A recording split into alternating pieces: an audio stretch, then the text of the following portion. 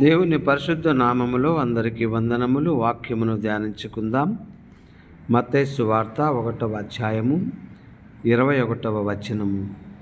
ఆమె ఒక కుమారుని కనును, తన ప్రజలను వారి పాపముల నుండి ఆయనే రక్షించును కనుక ఆయనకు యేసు అను పేరు పెట్టుదు అనెను. ఇదిగో కన్యక గర్భవతి కుమారుని కనును, ఆయనకు ఇమ్మానుయేలు అను పేరు పెట్టుదురు అని ప్రభువు తన ప్రవక్తల ద్వారా పలికిన మాట నెరవేరునట్లు ఇదంతయు జరిగెను. ఇమ్మానుయేలు అను పేరునకు భాషాంతరమున దేవుడు మనకు తోడు అని అర్థము.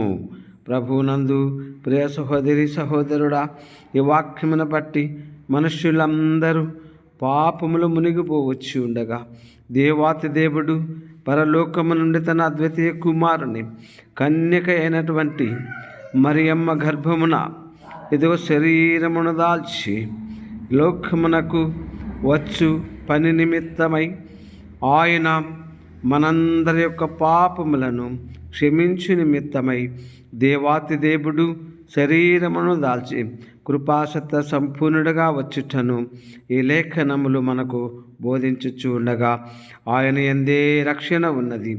ఆయనయే మన పాపములను రక్షించువాడు. పాపములను మనము ఒప్పుకొనిన ఎడల ఆయన మన పక్షమున ఉండి మనలను ఆయన యొక్క రాజ్యములోనికి చేర్చుకుని దేవాతి దేవుడై ఉన్నారు. ప్రభు యొక్క వాక్యమును దీవించునుగాక. ఆమెన్.